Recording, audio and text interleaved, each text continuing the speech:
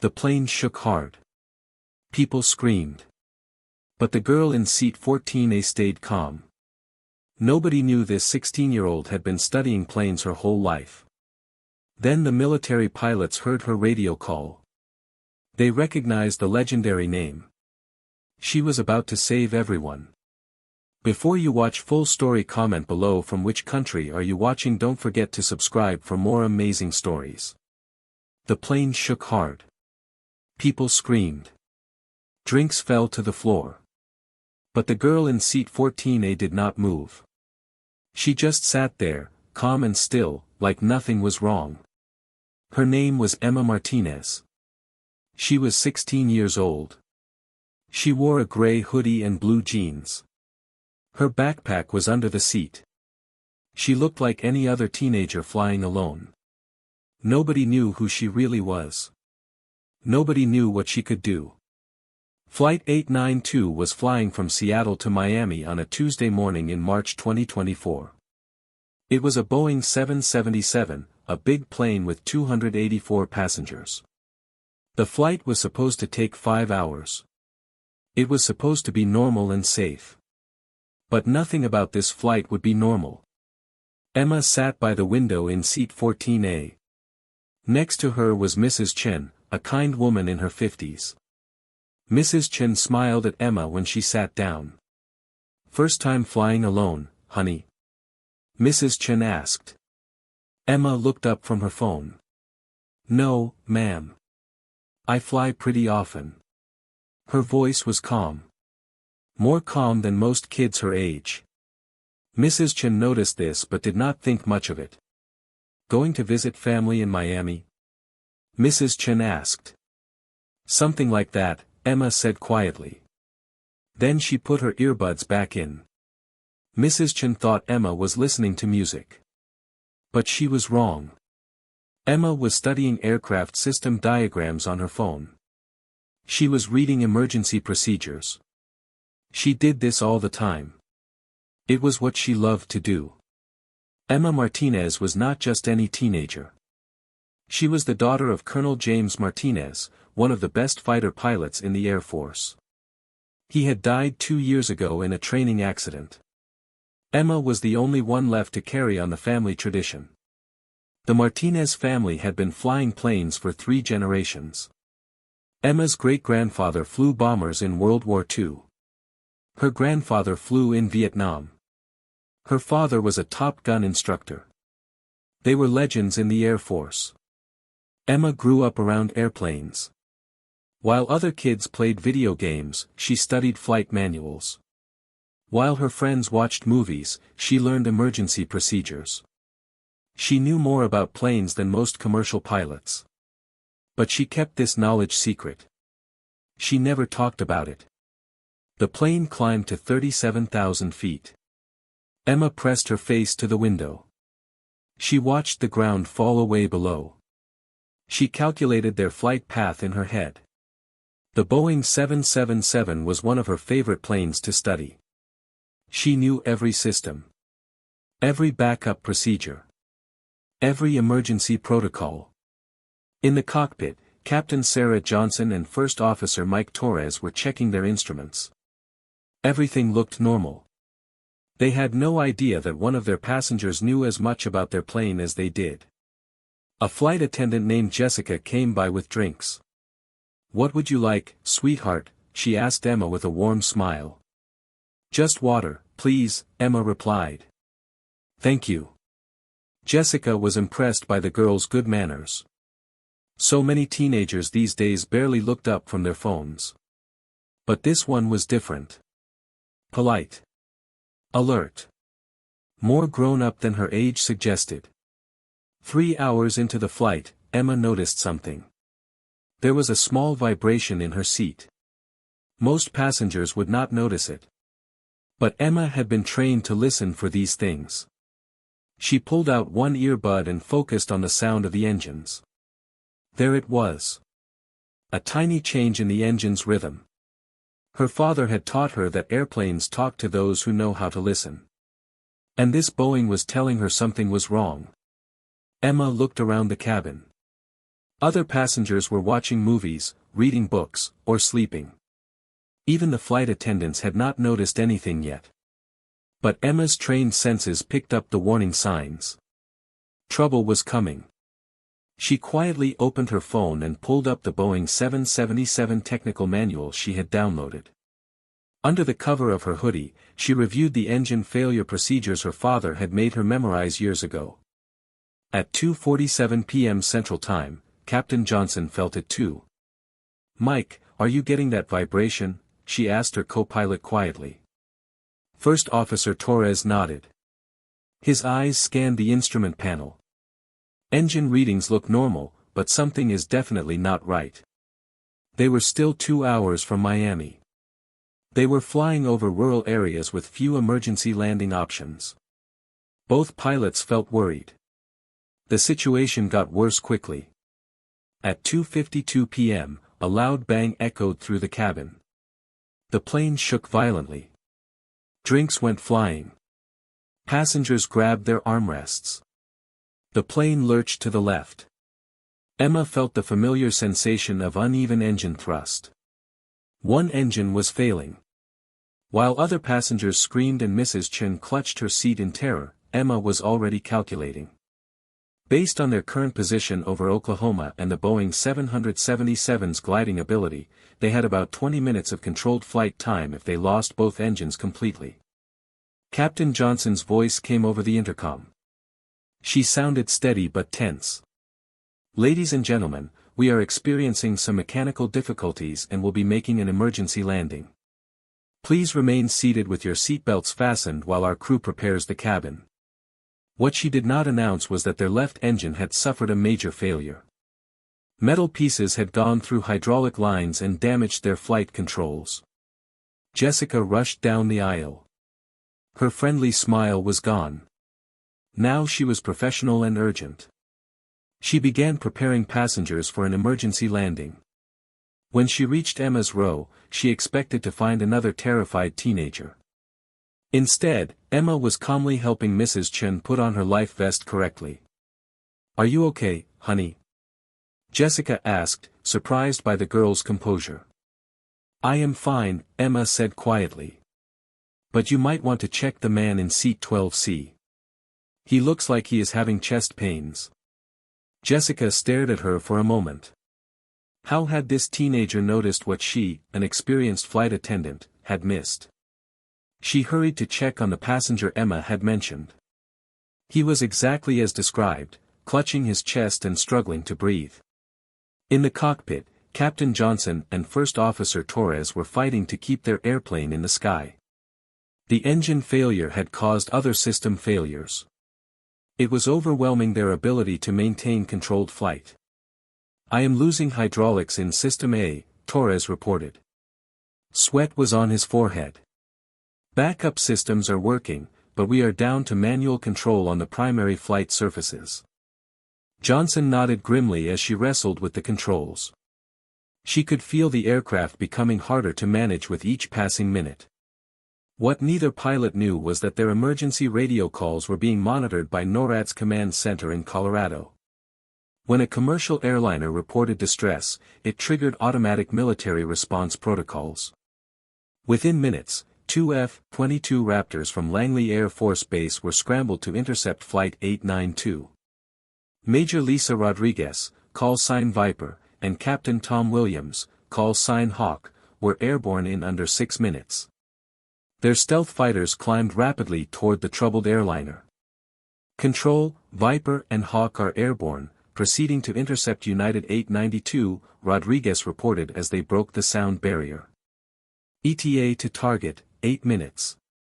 Back aboard Flight 892, the situation was getting worse by the minute. A second bang, smaller but more frightening than the first, told Emma they were now dealing with multiple system failures. She could feel the aircraft's sluggish response to the pilot's inputs. Her mental calculations told her they were losing altitude faster than they should be. Mrs. Chen was crying softly beside her. She was trying to call her daughter on her cell phone. "I cannot get through," she sobbed. Emma gently took the phone from her hands. We are too high for cell towers and the aircraft's communication systems might be damaged, she explained calmly. But the pilots have multiple radio systems. They are already talking to air traffic control and emergency services. Mrs. Chen looked at her with amazement. How do you know all that? Emma hesitated. Then she decided the situation was serious enough to be honest.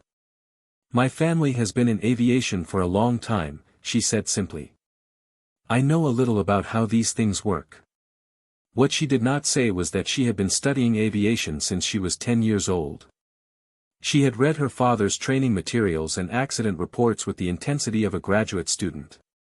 She had memorized every major aviation disaster of the past 20 years.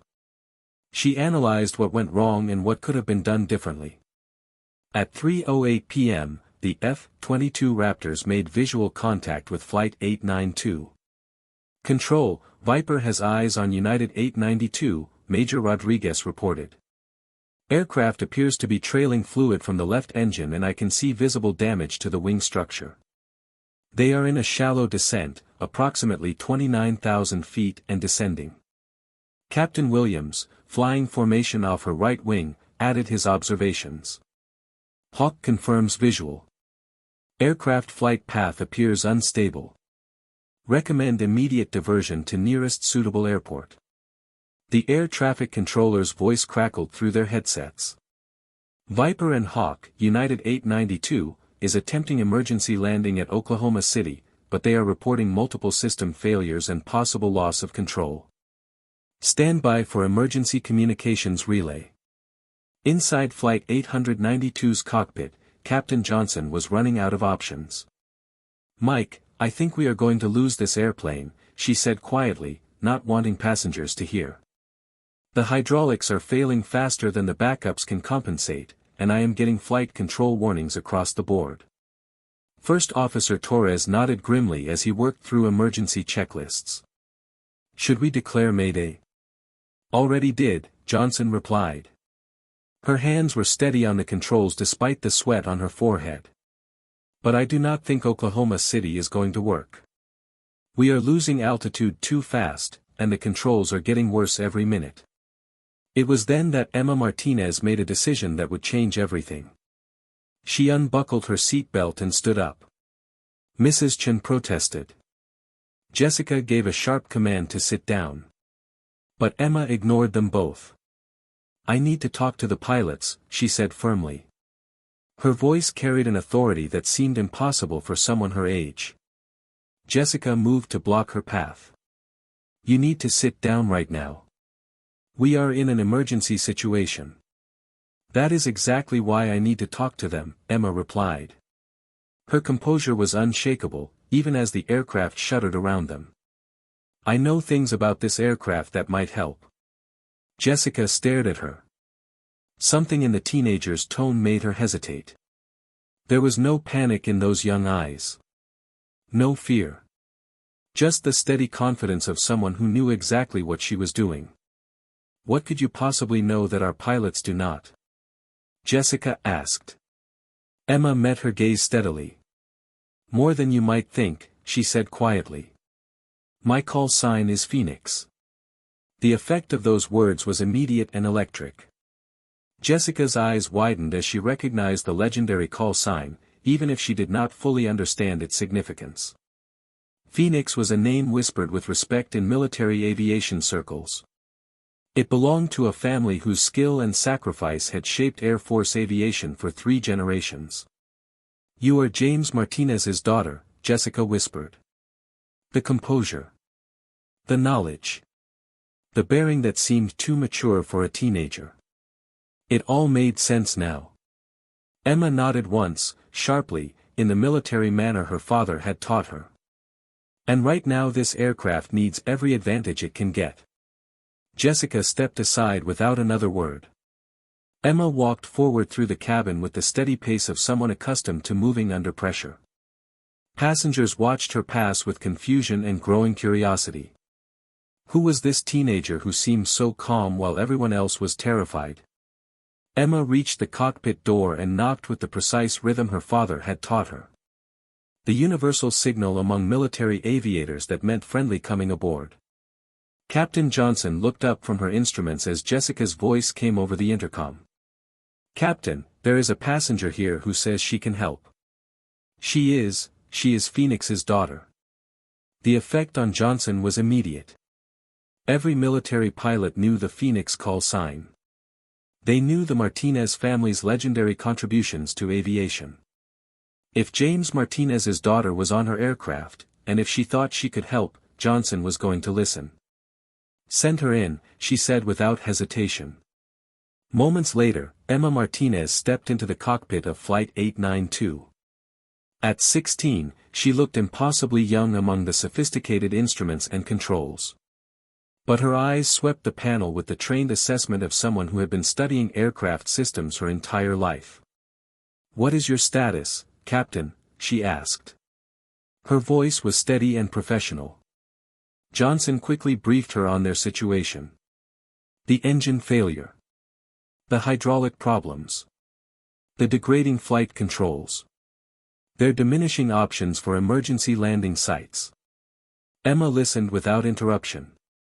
Her mind was processing the information and cross-referencing it with years of study and her father's teachings about crisis management. "Have you considered Tinker Air Force Base?" she asked finally.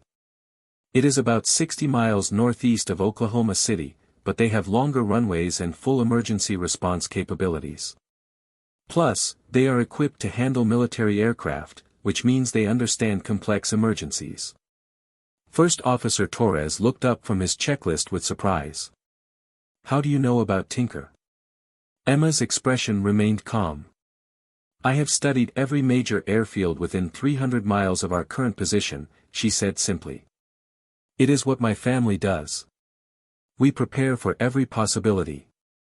What she did not mention was that she had memorized the runway specifications, approach patterns, and emergency procedures for dozens of airports across the country. She was driven by an almost obsessive need to be prepared for any situation that might arise in the sky her father had loved so much. Captain Johnson was already reaching for her radio. "That is excellent thinking," she said. Her respect for the teenager was growing by the moment. "Mike, get me Tinker Air Force Base approach control." As her co-pilot worked to establish contact, Johnson turned back to Emma. "What else do you see that we might have missed?" Emma studied the instrument panel with focused intensity. "Your backup hydraulic system is showing pressure fluctuations," she observed, pointing to a gauge that was flickering between normal and low readings. "That suggests you might have a leak in the B system lines, probably caused by debris from the engine failure. If that system fails completely, you will lose your remaining flight control authority." The two pilots exchanged glances. Both were impressed and slightly unnerved by the teenager's technical knowledge. "How do you know all this?" Torres asked. But Johnson was already implementing Emma's recommendations. She was adjusting their flight path toward Tinker Air Force Base while monitoring the hydraulic systems more closely. Outside the aircraft, Major Rodriguez and Captain Williams maintained their protective formation around Flight 892. They were ready to assist with communications or emergency escort if needed. "Control, Viper reporting. United 892 has altered course toward Tinker Air Force Base," Rodriguez radioed. "Aircraft appears to be under control but maintaining emergency status." It was then that everything changed forever. A new voice came over the emergency frequency. Young and clear and impossibly calm for someone aboard a crippled aircraft. "Tinker approach, this is Phoenix aboard United 892. We are currently descending through 26,000 feet with multiple system failures and requesting emergency approach clearance to runway 17L. The effect on the F-22 pilots was instantaneous and profound. Both Rodriguez and Williams had grown up hearing stories of the legendary Phoenix call sign. They had studied the tactical innovations and heroic actions of the Martinez family throughout their own training. The original Phoenix had been an ace pilot in World War II. His son had flown rescue missions in Vietnam. And James Phoenix Martinez had been a legend among Air Force instructors before his tragic death. "Control, did that transmission just come from Phoenix? Williams asked over the tactical frequency. His voice was tight with emotion. Rodriguez was equally stunned. That call sign has been retired since Colonel Martinez's death, she radioed back. Who is using it? The air traffic controller's voice was equally puzzled. Unknown aircraft identifying as Phoenix, please clarify your position and authority to use that call sign. Emma's response was calm and matter-of-fact. Tinker approach, Phoenix is aboard United 892 as passenger. Call sign inherited through family lineage, currently assisting flight crew with emergency procedures. The silence that followed lasted only seconds, but it felt like an eternity to everyone listening. Then, Major Rodriguez's voice cut through the static. It was filled with a respect and awe that transcended military protocol. Phoenix, this is Viper and Hawk in F-22 escort formation. We have you visual and are honored to fly with the Phoenix call sign again. How can we assist? Inside the cockpit of Flight 892, Captain Johnson and First Officer Torres stared at Emma with new understanding. This was not just a knowledgeable teenager helping out in an emergency. This was aviation royalty. The inheritor of a legacy that stretched back 3 generations of distinguished service. Emma took the radio again. Her voice carried the weight of that heritage. Viper and Hawk, Phoenix acknowledges. Request you coordinate with Tinker approach for emergency landing sequence.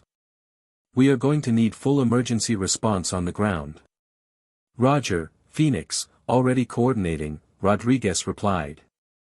Be advised, your father trained half the pilots in our wing.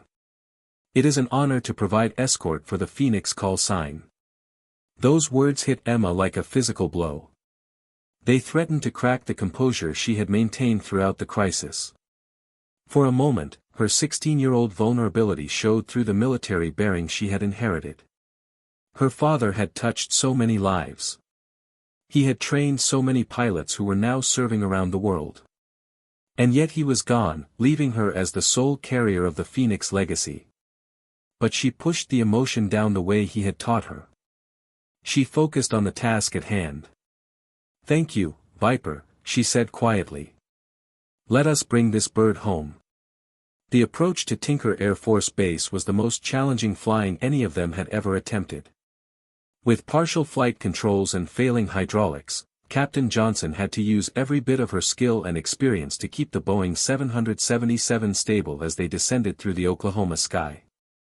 Emma remained in the cockpit, calling out readings from instruments the pilots could not monitor while flying manually. Her voice stayed steady and professional despite the extreme circumstances. Hydraulic pressure holding at 45%, she reported as they passed through 12,000 feet. Backup system still responding, but I am seeing fluctuations in the B system that suggest we are on borrowed time. Captain Torres, sweat beading on his forehead as he worked through emergency checklists, looked over at the teenager with amazement. Where did you learn to read these systems like this? Emma's answer was simple. My father's office.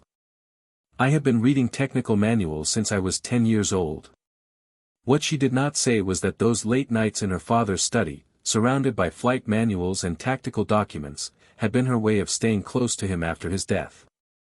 Every procedure she memorized, every system she understood, was another connection to the legacy he had left behind.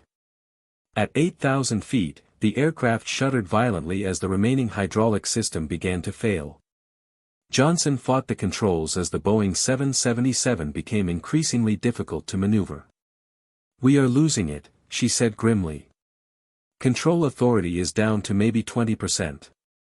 Emma studied the instrument panel with laser focus. Her mind was racing through options her father had taught her to consider when facing seemingly impossible situations. Captain, what if we use differential thrust for steering, she suggested. The right engine is still producing full power. If we reduce thrust on approach and use power adjustments for directional control, we might be able to maintain heading even with compromised hydraulics. Johnson's eyes widened as she processed the suggestion. It was an advanced technique used primarily in military applications.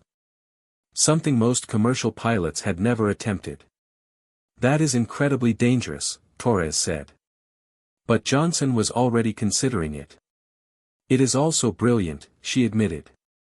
Phoenix, have you ever seen this technique used? Emma nodded. My father demonstrated it during emergency training scenarios. It requires precise timing and coordination, but it is possible. She did not mention that she had spent countless hours studying her father's training videos. She had memorized every technique he had used to bring damaged aircraft home safely. The F-22 escorts maintained their protective formation as Flight 892 began its final approach to Tinker Air Force Base. Phoenix, Viper here, Major Rodriguez called over the radio. Tinker approach has cleared the runway and positioned full emergency response teams. Fire and rescue are standing by and medical teams are ready for passenger evacuation if needed. Roger Viper, Emma responded. Her voice was calm despite the desperate situation unfolding around her. Phoenix appreciates the escort. My father always said that having fellow warriors watching your six makes all the difference. Rodriguez felt her throat tighten at those words. James Martinez had indeed been a warrior in the truest sense. And his daughter was proving herself worthy of the Phoenix call sign in the most challenging circumstances imaginable. The final approach was a masterpiece of pilot skill combined with inherited tactical knowledge. Captain Johnson used differential thrust exactly as Emma had suggested. She reduced power on the functioning engine and used thrust adjustments to maintain directional control. As the Boeing 777 descended toward the runway at Tinker Air Force Base, Emma called out altitude and airspeed readings with the precision of an experienced flight engineer. Her voice never wavered, even as the aircraft bucked and shuddered. 500 feet, airspeed 145 knots, descent rate 900 feet per minute, she reported. Hydraulics are at critical levels, but backup systems are still responding. Johnson nodded grimly. Her hands were steady on the controls as she fought to keep the massive aircraft aligned with the runway. Phoenix, I need you to monitor engine parameters and call out any changes immediately, she said. If we lose that right engine now, we are done. Roger, Captain, Emma replied. Her eyes were locked on the engine instruments with unwavering focus. Around them, the cockpit was filled with warning alarms and flashing lights. But she filtered out the noise and concentrated on the critical systems that would determine whether they lived or died in the next few minutes. Engine parameters stable, hydraulic pressure holding at minimum operational levels, she reported. At 200 feet above the runway, disaster struck one final time. The aircraft's remaining hydraulic system finally gave up completely. Johnson found herself controlling a 300-ton aircraft with no flight control authority except engine thrust. That is it, she said. Her voice was tight with concentration. We are committed now, Phoenix. I need you to help me with power settings. Call out thrust levels as I adjust. What happened next would be talked about in aviation circles for decades to come. Working together with perfect coordination, Captain Johnson and 16-year-old Emma Martinez brought United Flight 892 to a safe landing using only differential engine thrust and the aircraft's remaining momentum. Emma's voice remained calm and professional throughout the final approach. She called out power settings and maintained situational awareness while Johnson performed what many would later call one of the most skillful emergency landings in commercial aviation history. 50 feet, thrust at 35%, rate of descent 700 feet per minute, Emma reported as the runway rose to meet them. 30 feet, maintain current power setting. Looking good, Captain. The Boeing 777 touched down hard but safely on Tinker Air Force Base's runway 17L at 3:47 p.m. Central Time. It was nearly 2 hours after the emergency began. Emergency vehicles immediately surrounded the aircraft as Johnson brought it to a stop. Their sirens and flashing lights created a controlled chaos of organized rescue response. As the engines wound down and the aircraft came to its final rest, Captain Johnson turned to Emma with profound respect. Phoenix, I do not know how to thank you, she said quietly. Without your knowledge and assistance, I honestly do not think we would have made it. Emma's composure finally cracked slightly. The adrenaline of the past 2 hours was catching up with her. You would have found a way, Captain, she said. Her voice was softer now. Good pilots always do. My father taught me that. The passenger evacuation was swift and orderly. Emergency slides were deployed and rescue teams assisted everyone off the aircraft. Passengers who had dismissed Emma as just another teenager now looked at her with amazement and respect. Word had spread through the cabin about her role in saving their lives. Mrs. Chen, still shaky from the ordeal, grabbed Emma's hand as they reached the bottom of the emergency slide. You saved us all, did you not? She said. Tears were streaming down her face. That quiet girl in 14A. You are not just any teenager. Emma squeezed her hand gently. I am just someone who was taught to help when help is needed, she replied modestly. It is what my family does. As passengers were processed by emergency responders and airline officials, Major Rodriguez and Captain Williams landed their F-22 Raptors at Tinker Air Force Base. They wanted to meet the young woman who had honored the Phoenix call sign under the most extreme circumstances imaginable. When they found Emma in the passenger processing area, she was still wearing her faded jeans and hoodie. But now she was surrounded by airline officials and emergency personnel. They approached with the respect due to a fellow warrior. Phoenix, Major Rodriguez said formally, extending her hand. Major Lisa Rodriguez, call sign Viper. It was an honor to fly escort for you today.